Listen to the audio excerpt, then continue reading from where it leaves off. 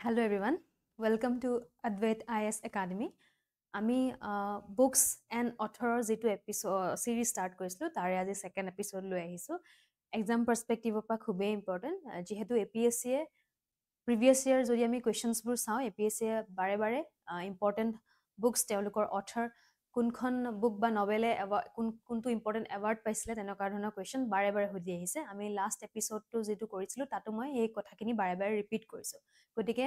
Exam পাৰ্চপেক্টিভৰ পৰা খুবেই important মেইনছতো বুকৰ কথা আহিছে ষ্টৰি লাইনটোৰ কথা আহিছে গতিকে আপোনালোকৰ এক্সামত হেল্প হোৱাকৈ আমি এটা শ্বৰ্ট যিটো চিৰিজ লৈ আহিছোঁ আপোনালোকৰ কাৰণে হেল্প হ'ব আগৰ ক্লাছটো যদি চোৱা নাই আপোনালোকে চাব পাৰে আজি আমি যোনকেইখন ইম্পৰ্টেণ্ট বুকছ বা ইম্পৰ্টেণ্ট নভেল যোনকেইখন ডিছকাছ কৰিম তাৰে প্ৰথমখন হৈছে মহাৰথী সকলোৱে চাগে শুনিছে নামটো কোনে লিখিছিলে কি এৱাৰ্ড পাইছিলে ষ্টৰি লাইনটো কি হয় এইখিনি কথা জনাটো আমাৰ এক্সাম পাৰ্চপেক্টিভৰ পৰা খুবেই ইম্পৰ্টেণ্ট আৰু মই বাৰে বাৰে কৈ আহিছোঁ যে আমি যিখিনি কণ্টেণ্ট লৈ আহিছোঁ সেই কণ্টেণ্টখিনি আপোনালোকৰ APSC এক্সামৰ কাৰণে চাফিচিয়েণ্ট মানে এতিয়া ইম্পৰ্টেণ্ট নভেল বা ইম্পৰ্টেণ্ট বুকছৰ যদি কথা আহে তেনেহ'লে প্ৰিলিমছত কোনে লিখিছিলে কোনখনৰ কাৰণে কোনে এৱাৰ্ড পাইছিলে ৰাইট কোনটো এৱাৰ্ড ছিগনিফিকেণ্ট হয় ষ্টৰি লাইনটো কি তেনেকুৱা ধৰণৰ কুৱেশ্যনে আহিব তাৰ বাহিৰে যে কিবা আহিব তেনেকুৱা ধৰণৰ কোনো পচিবিলিটি নাই গতিকে যদি আপোনালোকে গুৰুত্বপূৰ্ণভাৱে চিৰিজকেইটা চায় তেনেহ'লে আপোনালোকৰ হলিষ্টিকেলি এক্সামৰ কাৰণে ৰিভিজন হৈ যাব অ'কে মহাৰথীখন লিখিছিলে Chandraprasad Saikia okay very important আৰু তেখেতে এইখন কিতাপৰ কাৰণে কি পাইছিলে সাহিত্য একাডেমী এৱাৰ্ড এই কিতাপখনে সাহিত্য একাডেমী এৱাৰ্ড কেতিয়া পাইছিলে 1995 okay very important Chandraprasad Saikia আৰু সাহিত্য একাডেমী এৱাৰ্ড কিতাপখন দুটা ভলিউমত পাব্লিছ হৈছিলে ঠিক আছে কেতিয়া পাব্লিছ হৈছিলে সেইখিনি কথা ইমান গুৰুত্বপূৰ্ণ নহয় তথাপিতো আমি জানি থোৱাটো আমাৰ কাৰণে নেচেচাৰী হৈ যায় মহাৰথী এতিয়া ইয়াৰ ষ্টৰি লাইনটো কি হয় মহাৰথীখনত কি আছে মহাৰথী নামটোতে আমি একচুৱেলি গম পাওঁ ৰাইট আমাৰ যোন দুখন এপিক আছে ৰাইট মহাভাৰত আৰু ৰামায়ণ তাৰে মহাভাৰতখনৰ আমাৰ এটা ছিগনিফিকেণ্ট যোনটো কেৰেক্টাৰ কৰ্ণ অ'কে কৰ্ণৰ ওপৰত এই কিতাপখন আধাৰিত যে তেখেত কেনেকুৱা এজন ৱেৰিয়াৰ আছিলে তেওঁ কি কি ছেক্ৰিফাইচ কৰিছিলে আল্টিমেটলি আপোনালোকে যদি মহাভাৰত চাইছে বা মহাভাৰতৰ কথা শুনিছে তেনেহ'লে কৰ্ণক নিশ্চয় আপোনালোকে গম পায় কোন হয় ৰাইট চ' কৰ্ণৰ যিখিনি কণ্ট্ৰিবিউশ্যনছ বা তেওঁৰ যিখিনি ছিগনিফিকেঞ্চ বেচিকেলি মহাভাৰতত সেই কথাখিনি ধুনীয়াকৈ এই কিতাপখনত লিখা আছে অ'কে চ'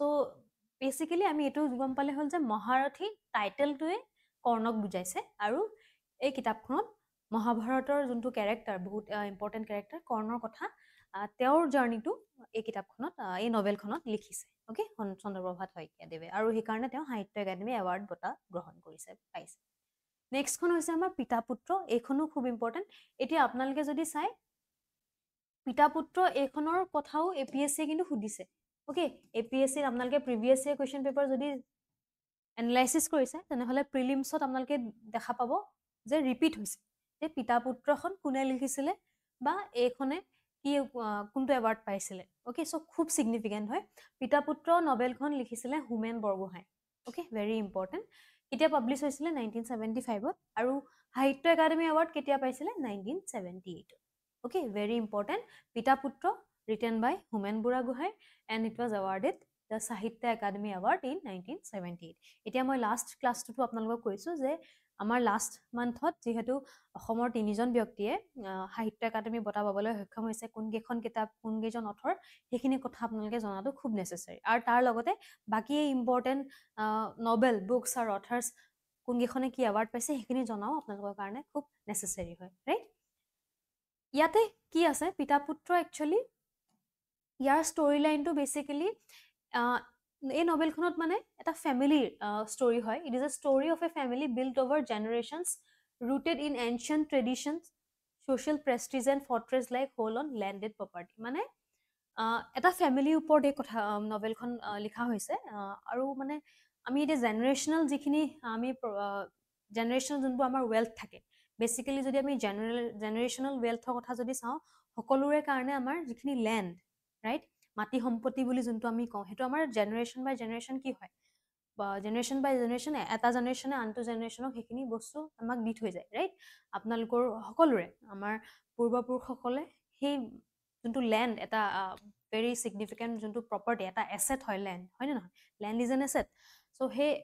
সেই যোনটো প্ৰপাৰ্টি দি থৈ যায় আৰু জেনেৰেশ্যন বাই জেনেৰেশ্যন সেই বস্তুবোৰ কি হয় ভাগ হৈ গৈ থাকে ৰাইট আৰু আমি কিছুমান বস্তু সকলোৰে মেক্সিমাম ফেমিলিটো দেখা পোৱা যায় যে যেতিয়া সেই এনচিয়েণ্ট লেণ্ড বা এনচিয়েণ্ট প্ৰপাৰ্টিটো আমি যেতিয়া ভাগ কৰিবলৈ লওঁ তেতিয়া সৰু সুৰাকৈ হ'লেও ফেমিলিবিলাকত কিছুমান ইছ্যু ক্ৰিয়েট হয় গতিকে এই কিতাপখনতো সেনেকুৱাই এটা লেণ্ড মানে প্ৰপাৰ্টি ৰিলেটেড সেই ফেমিলিটোৰ আগৰ জেনেৰেশ্যনৰ কথা দেন তেওঁলোকৰ ট্ৰেডিশ্যন কালচাৰ ছ'চিয়েল প্ৰেষ্টিজ সেই সকলোখিনি কথা ধুনীয়াকৈ এই কিতাপখনত লিখিছে আৰু লগতে যে কেনেকৈ এই ফেমিলিটোৱে মানে কনফ্লিক্টত সোমাই যায় ৰাইট নতুন জেনেৰেশ্যনৰ লগত মানে কথাবোৰ নিমিলা হয় বা এটা কনফ্লিক্ট চিটুৱেশ্যন হয় সেই বস্তুখিনি ধুনীয়াকৈ বেছ কৰিছে দেখাইছে আৰু এইটো বেচিকেলি পষ্ট ইণ্ডিপেণ্ডেঞ্চ ৰুৰেল অসমৰ কথা ইণ্ডিপেণ্ডেঞ্চৰ পিছৰ সময়খিনিৰ কথা ইয়াত দেখুওৱা গৈছে আৰু অসমৰ সেই ৰুৰেল ছেক্টৰত কেনেকুৱা ধৰণৰ চিন আছে আৰু it depicts the transformation and challenges by faced by village society গাঁৱৰ সমাজখনে যোনটো চেঞ্জ দেখা পাইছিলে ৰাইট ইণ্ডিপেণ্ডেঞ্চৰ পিছত আৰু এই ফেমিলিটোৱে কি কি ভুগিব লগা হৈছিলে সেই কথাখিনি ইয়াত ধুনীয়াকৈ লিখা গৈছে গতিকে এখন কি হয় পষ্ট ইণ্ডিপেণ্ডেঞ্চ নভেল হয় আৰু এটা ফেমিলিয়ে বিশেষকৈ লেণ্ডৰ লগত যিখিনি তেওঁলোকে কনফ্লিক্ট হৈছিলে সেইখিনি কথা ধুনীয়াকৈ ইয়াত উল্লেখ কৰা হৈছে অ'কে বিশেষ এতিয়া যদি আমি কথাটো চাওঁ একচুৱেলি লেণ্ড সেইটো সময়ত বা এতিয়াও আমি যদি চাওঁ আমাৰ কি হয় ইণ্ডিয়াখন হৈছে এখন এগ্ৰিকালচাৰ ইকনমি ৰাইট আমাৰ এগ্ৰিকালচাৰ হৈছে বেকবোন ৰাইট আৰু সেইটো সময়ততো এগ্ৰিকালচাৰ বহুত ছিগনিফিকেণ্ট আছিলে এগ্ৰিকালচাৰ যিহেতু প্ৰাইমেৰী চ'ৰ্চ আছিলে অফ ইনকাম সেই সময়ত মেক্সিমামৰে তো আল্টিমেটলি যদি এগ্ৰিকালচাৰটো আমাৰ চ'ৰ্চ অফ ইনকাম আছিলে দেন মাটিৰ ভেলুটো বহুত বেছি আছিলে ৰাইট চ' সেই বস্তুখিনিও ইয়াত সৰু অলপ চলপকৈ দেখুওৱা গৈছে বেচিক ষ্টৰি লাইনটো এইখিনি আমি গম পালে আমাৰ কাৰণে চাফিচিয়েণ্ট বিকজ যদি APSC মেইনছতো সোধে তেনেহ'লে আপোনালোকে এই কথাখিনি ধুনীয়াকৈ ডেপিক্ট কৰিব পাৰিব লিখিব পাৰিব ৰাইট নেক্সটখন হৈছে লাষ্টখন হৈছে আমাৰ দেও লাংখুই এইখনো বহুত ইম্পৰ্টেণ্ট বুক হয় বহুত ছিগনিফিকেণ্ট হয় আপোনালোকে যদি প্ৰিভিয়াছ ইয়েৰ কুৱেশ্যন এনালাইচিছ কৰিছে তেতিয়াও গম পাব যে এইখনৰ কথাও APSCয়ে প্ৰিলিমছত বাৰে বাৰে সুধিছে ইট ইজ ৰিপিটেড ৰাইট এইখন কোনে লিখিছে ৰীতা চৌধুৰী অ'কে তেখেতে এইখন লিখিছিলে আৰু এইখনৰ বাবে তেওঁ সাহিত্য একাডেমী এৱাৰ্ড পাইছিলে 2008ত অ'কে এতিয়া মই আপোনালোকক এটা হোমৱৰ্ক আজি দিছোঁ আপোনালোকে কমেণ্ট ছেকশ্যনত জনাব যে ৰীতা চৌধুৰী বাইদেউৰ বাকী ছিগনিফিকেণ্ট যোনকেইখন নভেল আছে আপোনালোকে কমেণ্ট কৰিব আৰু কি এৱাৰ্ড পাইছে তেখেতে নিজৰ লিটাৰী ছেক্টৰত কণ্ট্ৰিবিউশ্যনৰ কাৰণে কাইণ্ডলি আমাক কমেণ্ট ছেকশ্যনত জনাব দেওলাংখুইখনৰ কাৰণে তেওঁ সাহিত্য একাডেমী এৱাৰ্ড পাইছিলে 2008ত অ'কে এতিয়া দেওলাংখুই মেইনলি আছাম লিটাৰেচাৰত অসমীয়া লিটাৰেচাৰত এটা ছিগনিফিকেণ্ট তেওঁৰ ইম্পৰ্টেঞ্চ আছে এই কিতাপখনৰ এই নভেলখনৰ দেওলাংখুই যোনটো ৱৰ্ড অ'কে এই ৱৰ্ডটো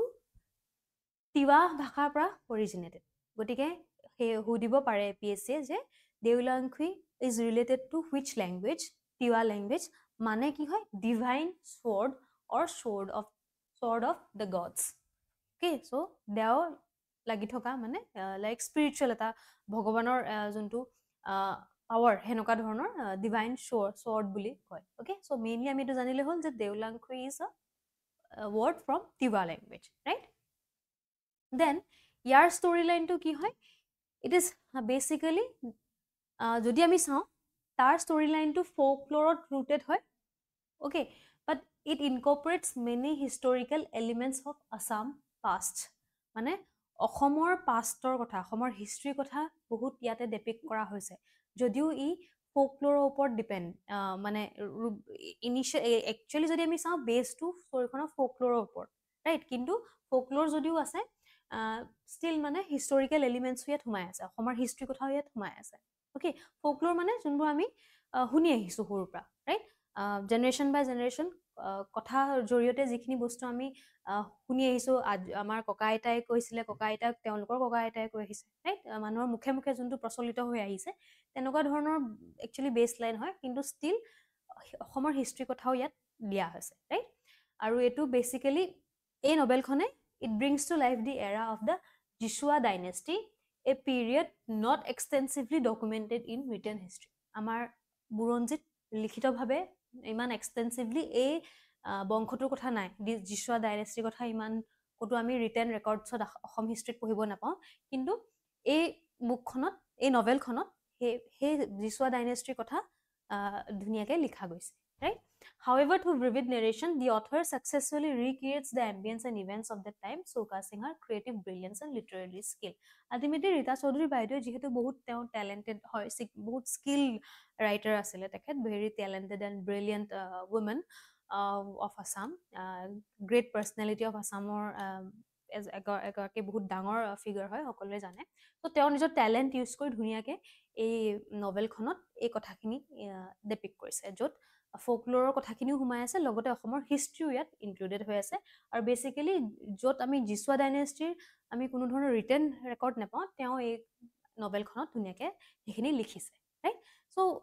এইখিনি আমাৰ খুব ইম্পৰ্টেণ্ট, এই গোটেইকেইখন বুক আমাৰ খুবেই ইম্পৰ্টেণ্ট হয়। আৰু ইয়াতে যদি আমি